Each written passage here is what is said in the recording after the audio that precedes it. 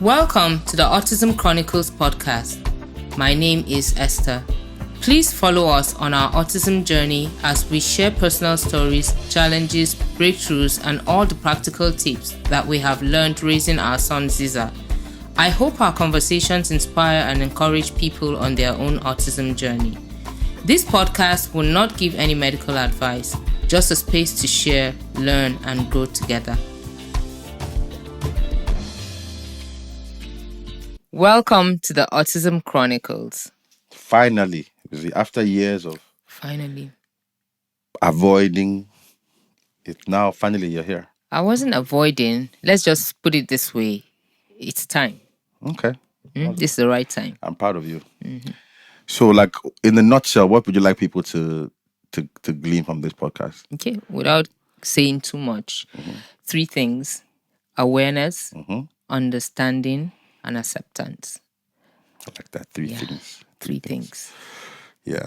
I think it's because I find that there are people who don't like to talk about it at all. So when you find people who do want to talk about it, I think it's important for people to try to see that, you know, it's normal people, everyday people that sort of, you know, deal with autism and sort of the things that we have learned, you know, along the way. Mm-hmm. And with Ziza, I think now that he's 15, you know, like you said, it's time. I think just watching him grow from 0 to 15, I think now we're in a much calmer place than before. Definitely. Yeah. So I mean, this is episode 1. You know, unfortunately, I didn't bring any champagne for you, but after this recording, we shall drink some champagne. But so just going back, because I don't think I was even there, you know, for the birth. I think he's the one that I missed, right? Yeah, you missed just a little bit. But I was but still made it. Yeah, I was late, but that was great, right? Yeah. So it's so what was the first experience, like the first few months? What was that like? Well, it's funny because even when you see doctors, that's usually the first question they ask. How was the birth? You know, there was nothing much to it. To be honest, my first pregnancy, as you know, was hard. It was tough. I was sick. But with Ziza's pregnancy, I would say it was smooth. I wasn't ill. I barely had like morning sickness or any of those things. It was a fantastic pregnancy. And even when it was time to give birth, it was just so short. Labor wasn't long. There was nothing to be worried about, you know. And so it's always strange to me that he's the one who came out with, you know, with the autism, or, you know, I don't want to say issues or problems or anything, but then the easiest pregnancy ended up, you know, being the one that, you know, the child had some issues. I remember that. I mean, I just remember he was quite a beautiful boy. Like, I remember this, when we used to work out, people were like, is this a girl or a boy? He was so good looking. And for the first, like, I think for the first couple of months, I didn't notice anything. You know, I think the first time I noticed was that, you know, at some point he started crying a lot. You know, like when I carried him, he would cry and he wouldn't stop crying. So, you know, that's when, but even then, I didn't think anything of it. I thought maybe he's just, you know, I used to think maybe, what do you guys call it? Like colic or something. Yeah, he was colicky a lot. You know? So I didn't think much of it. I think it was around about 1.5, 2 years old. I think that we started seeing some. Earlier than that. It was earlier. I think it was earlier. Earlier than that. So we're starting at the beginning, right? So like I said, birthing him was easy. The first few months, the only major problem that we had was the colic problem, right? And of course, I kept him awake a lot. I remember we were exhausted between me and you. Yeah. Someone had to hold him and rock him to sleep, and then the other person had to rest, and then, you know, we changed that way. And like you said, I'd say one thing: he met his milestones. Yeah, right? So he did. He crawled when he was supposed to crawl. He walked when he was supposed to walk, faster than Zara even. He didn't have any problems. I think the main thing that we noticed, the first thing we noticed was the speech delay, because he didn't babble like other babies, and even with that, we actually, everybody thought he was quiet. Yeah. He was a quiet baby. Besides the colic problem, every other thing was, I remember he that was quiet. an easy child. I remember that quiet baby thing because I remember one time we were flying. I don't remember where we were flying to. I think we were going on vacation, and I remember we were on the plane, and there was a lady who said, "Oh wow, I envy you guys. Your son didn't make a sound throughout the flight." And I was like, "Oh, I mean, that's." I remember because everyone thought he was just quiet. Everybody Right? thought he was quiet, and so we Remember? didn't think it was an Anything? issue. Yeah. We knew there was a problem when he was like maybe 12, between 12 to 18 months, basically. But before then, it wasn't just the speech delay. There were other things, that kids, babies, I were mean, supposed for to me, there do was. that he didn't do. Yeah. Like pointing. Yeah. He never pointed at anything. Then the lack of eye contact. He wouldn't look at you. And of course, no mama, no dada, none of those things. What else? Of course, there was a lot of steaming. And for those who don't know, Walking on his toes. he walked on his toes a as lot. well. A lot. Because I remember I used to wonder what, because I mean, of course, then I didn't know anything about autism. So I just thought it was like something that he liked doing, walking on his toes. So I found it a bit weird, but I didn't think. So I remember it was you who was really convinced about the autism. It took me a minute. I mean, at some point, but the thing is, to be fair to me, right, I knew there was something wrong because, like, when I would come back, I would notice that he wouldn't say anything, and he'd be watching TV. I'll come behind him, slam the door. You remember, it got so. There's a time when I used to go. I'll take the 2 pans. I took pans from the, because I was convinced he was deaf. Yes. Remember, there was a whole 3 months where I was convinced that the problem was that he was deaf. So I was I was in panic mode. I was like, oh my Lord, if this boy is deaf, then. But in my usual fashion, I was thinking of solutions. I wasn't thinking. I said, okay, look, this boy is deaf. What do I do? And I remember a friend told me that there was a hospital in Lagos, but deaf. I think it was at Dolphin or something. Yeah, it was in Dolphin Estate, and that we should go there and check his and check whether he was deaf or not. But before then, I remember that he loved watching that. There's a show he liked to watch on TV. He'd be in front of the TV looking at it, and then I took 2 frying pans from the kitchen, and I came behind him and I banged the pans together right behind his head. I remember I banged it 3-4 times and he didn't move. That's when I panicked. Like, I was like, oh my God, this boy is deaf. And I banged the pans. He didn't move. So I think that maybe amateur test of mine. Well, you tried, because I I remember it wasn't just the pants. You tried a couple of things. Like, I remember balloons. He'll be asleep and you try to wake him up with loud sounds, like using a balloon. One time you blew a trumpet right. Yeah, I remember. his ear, and he didn't just wake up. Yeah. So the thing is, later on, that was an indication that he had sensory issues. But we didn't understand it then. I remember there was a lot of confusion for me when we finally got to the doctor, because we called them and you guys flew to Lagos. I don't know where I was, but you flew to Lagos with him, right? I was somewhere else, and then did the test, and the test said he could hear perfectly. Yeah. So I was quite confused. I'm like, okay, if he can hear perfectly, why does he not responding to all the sounds? So I was a bit confused. So I call it my in the dark period, because I was truly clueless as to what was going on. Yeah. No, so I want to go back a little bit. We just mentioned the speech delay and working on his toes, and I think for anybody listening to us, they may just want to say, okay, what do I look out for? If I feel that my child is showing some signs, like what are the signs? I think there are many others that we haven't mentioned. First thing is eye contact. Yeah. You should be worried if your child does not make any eye contact with people. Of course, speech is actually important, and it's important for us to say that most people say, oh, my child is not talking, so they immediately say it's autism.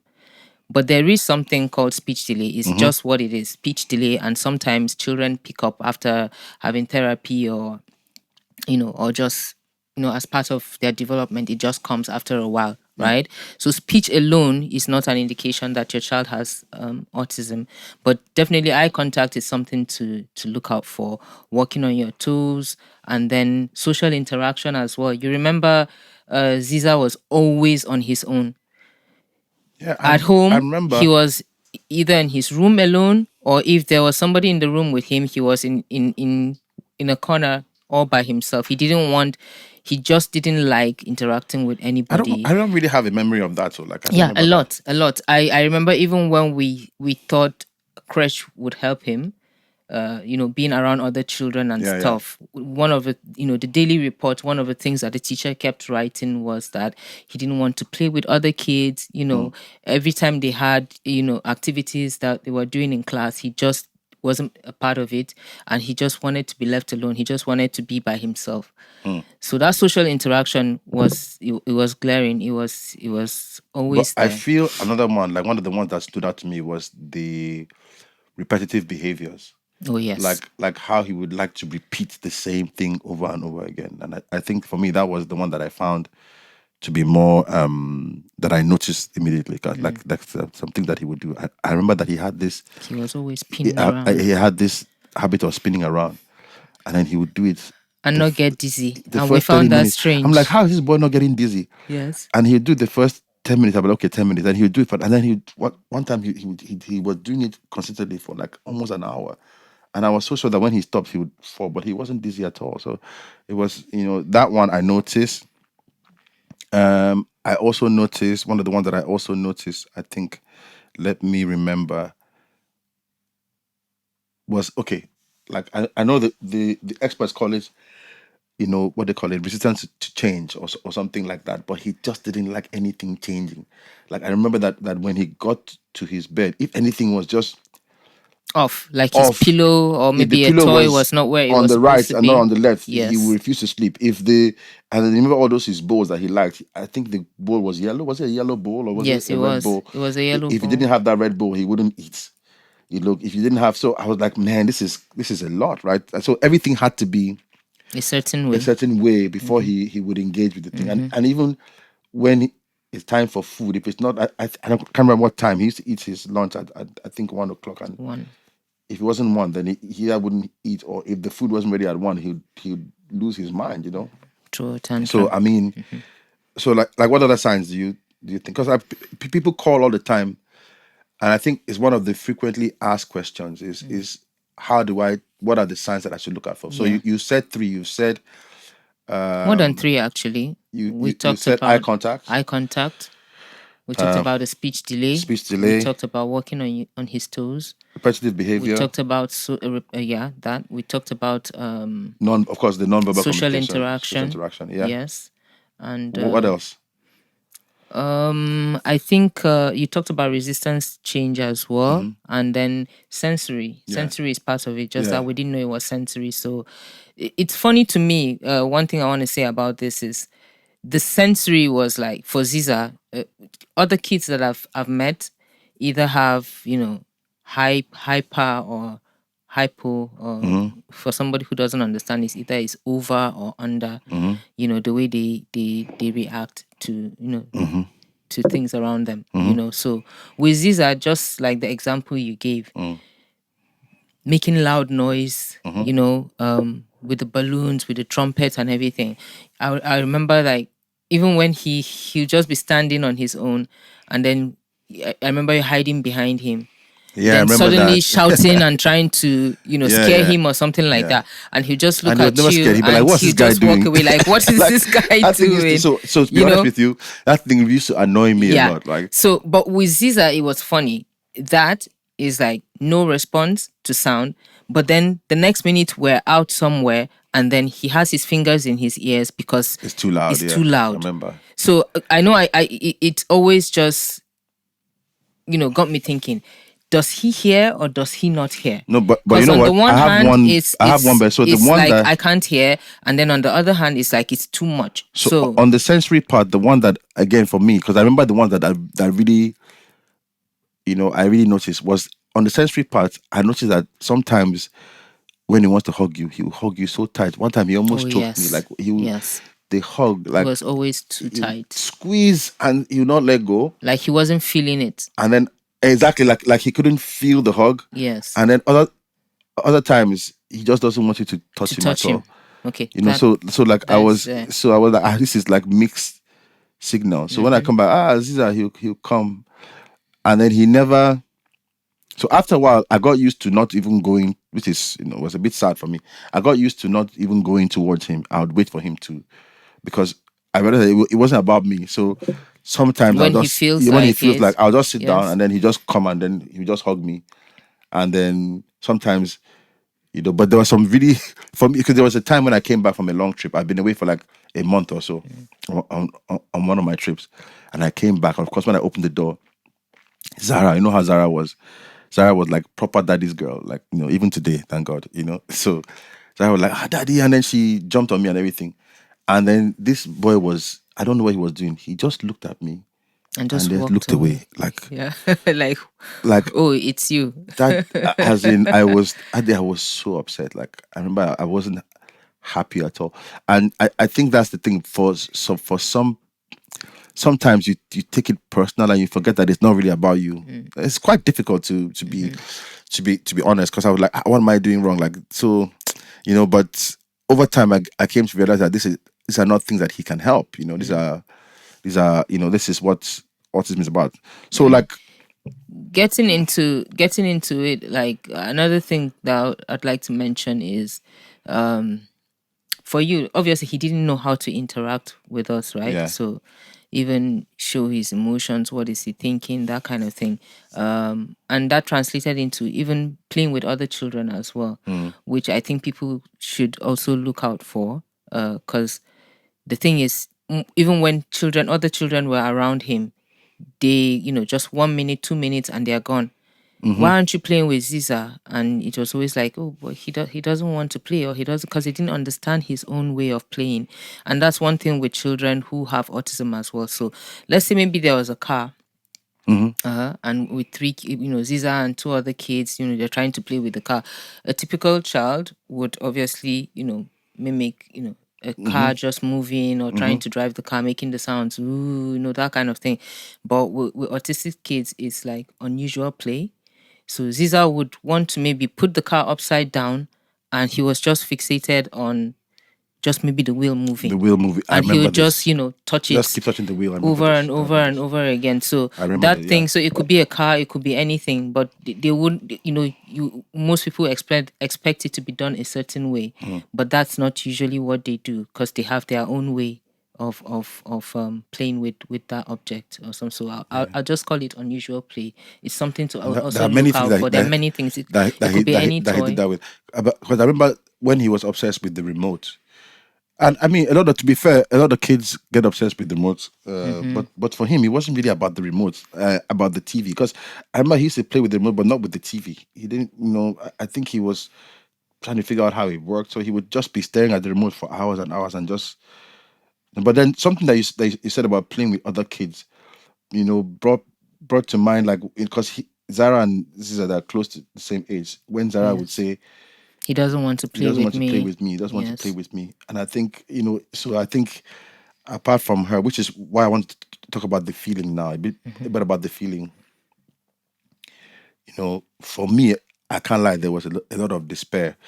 So, and I thought it was only me. I mean, of course, I didn't think it was only me, but I mean, the way I felt it as a father was, I had a girl already, and I said, okay, perfect. We had planned to have two kids, boy and girl. So I like, perfect. I have a boy now. So I had all these plans, football, all the kind of things. But clearly those things are not going to happen, now. And I realized it earlier. Okay, there's no teaching my son how to play football or FIFA or all these things. This is the reality. So that sort of made me sad. But I remember the despair for me was feeling helpless that I couldn't like this. There's really nothing that I could do to change, except of course spend money, which there was a lot of spending of money, but just generally for me there wasn't a lot that I could do for him. That I used to stay awake at night just thinking, what can I do for this boy? Like, how can I help this boy? Like, sometimes I'll go to his room and just sit down and just stare at him just to see, And I remember one day, I don't know what happened that day, but I think I think that's when we finally realized that there was something really wrong.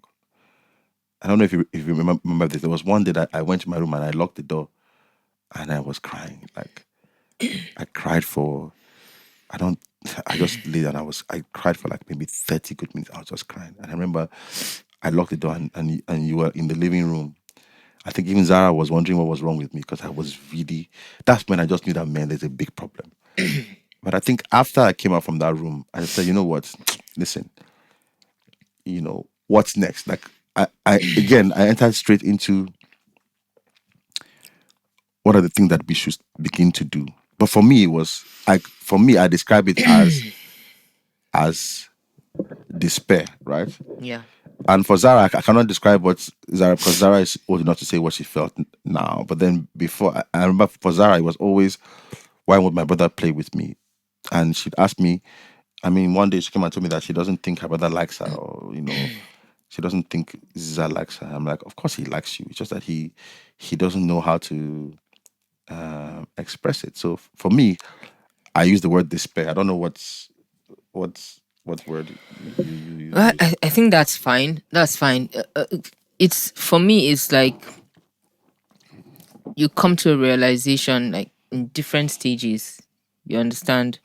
I remember. So after checking and making sure that he wasn't deaf, I think we forgot even going to the doctor, having seen all these symptoms. If you remember. Yeah. Now going to the doctor and saying, I think you need to check out my son. He doesn't speak like most of them were. I think I saw at least 3 doctors. What's the problem? Any fever? No. Tummy ache? No, nothing. And you're explaining to them, this is what I've noticed, and they're, oh, madam, just go home, and there's nothing wrong with your son.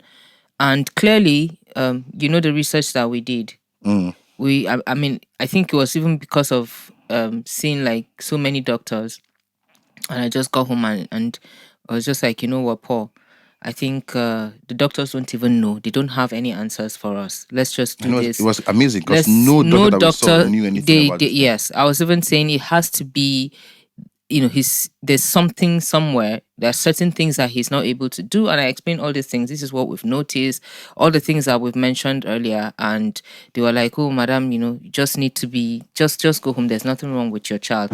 And for me, that was that just opened my eyes. Like, we're just on our own.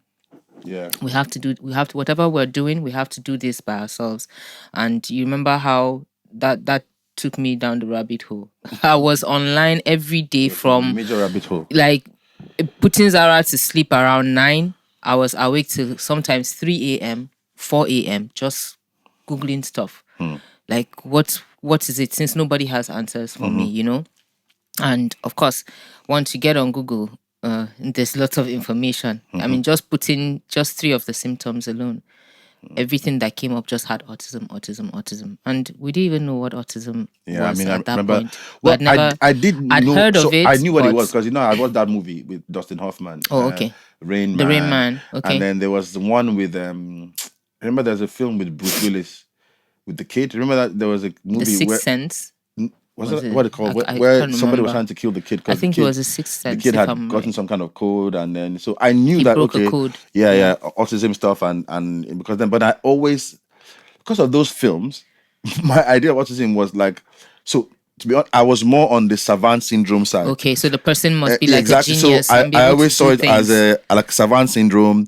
This guy has exceptional abilities, and even though those films went a little bit into the challenges, it was more the films sort of, this person is so awesome. Yeah, they can do so many things. Glorified a bit crack what it codes, was. be good with You know, numbers, that kind of like things. out of this world. Yeah, so And that was my initial. Of course, that living it is quite a different thing. Like, because the but that's challenges are actually a crazy. good point that you just made, because I think most of the world actually thinks when they hear autism, this is what they think. The Rain Man and whatever Yeah, movie they've seen or whoever they've seen, Yeah. they always think, oh, the person is exceptional in. Nobody sees the struggles, the parts where they are unable to do certain things, like little things that you do daily, not being able to put on your shorts or your shirt, button up your shirt, So things that people take for granted, yeah, basically. just being able to just use a spoon, hold a pencil. Nobody thinks of all these Yeah. things when they think about autism. So it's good that you mentioned that. Okay, so I think it's important that we. So do you think maybe as we're closing this episode to go deeper, just a little bit into the definitions of the early signs? I think so people so that just if that's the takeaway. So when we say when you say something like delayed speech, like what should someone for the first time be expecting? Well, like I said, children, babies, or when you give birth to a child, there are certain things that you expect them to do, and at Like certain simple times, words. so yeah, a child should start saying mama or dada at a certain age. They crawl at a certain age. A child should be able to hold their head at a certain age. So obviously the delay is if the child is not able to do what they things. should be doing at that at that age. Although doctors will tell you it's not it's not just a straight thing like that. So That's why just it's a because spectrum if now, right? yeah, so if no, not even for autism, even for kids typically, right? So just because the books say a child should be able to hold their head at XYZ month or whatever, and then your child misses it by maybe if it's 3 months or something that they're supposed to 4 months, let's say maybe they're supposed to start crawling or be able to sit on their own, and you notice that your child is not sitting, that means like, oh, everything is so give or take, you just know when there are issues, because it's obvious that at this point in time he should be able to do this and he's not doing it, so there is a delay. But like I mentioned, with speech, there's also like global speech delay, so also it's not a pointer that the child has autism. So the next one is the lack of eye contact. Because I mean, I guess this happens to also normal people now. People don't. So what specifically are people looking out for with lack of eye contact? It's just there, no eye contact. At So all. sometimes, yeah. So for typical, for people typically, right? You're talking to somebody. I expect you to at least some look point. at me. Yeah.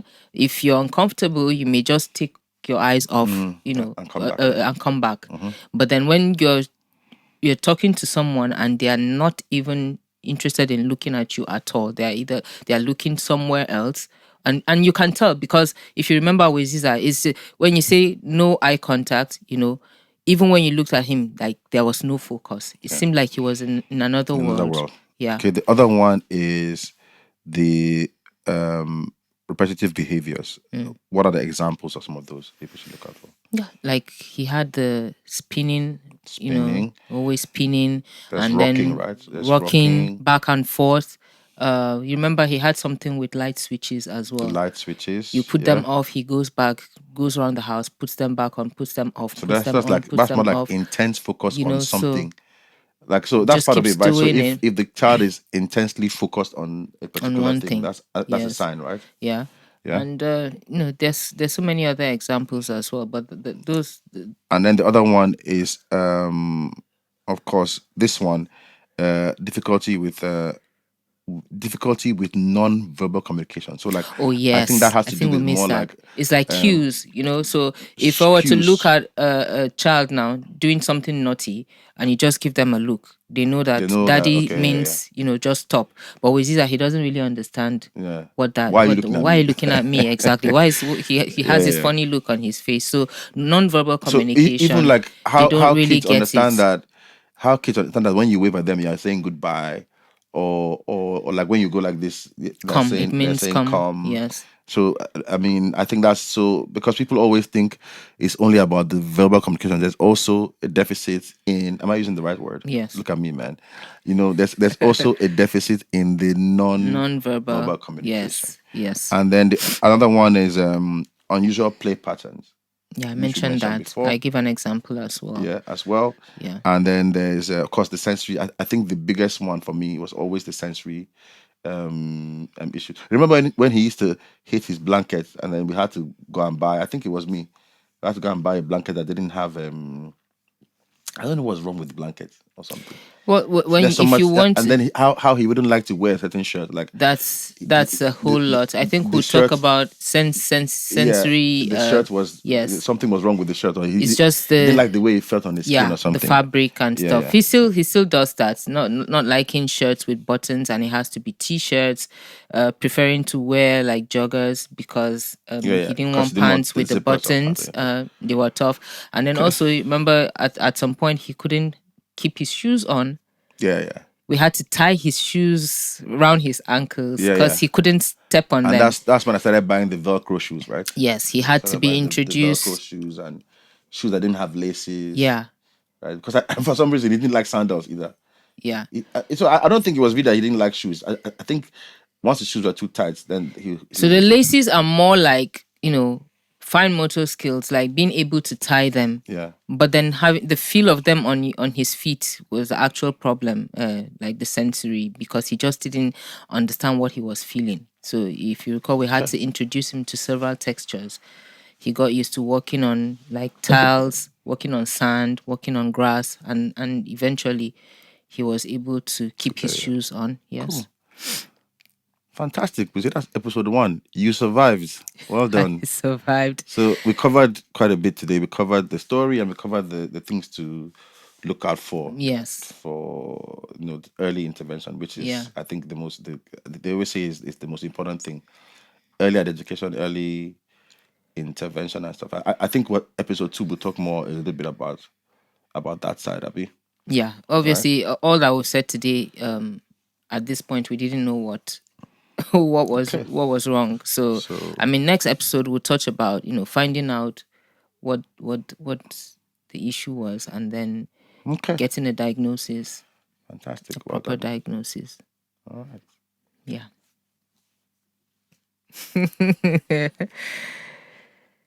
Right. So that was episode 1, and thanks for everyone who sort of logged on to watch or listen to this. And please subscribe. Please share with any families or anybody who is struggling with autism, and we're here to just share. So see you on episode 2, right? Yeah. Episode 2 of how many Buzi? Because this is wherever this takes us. Yes. All right. Nice one.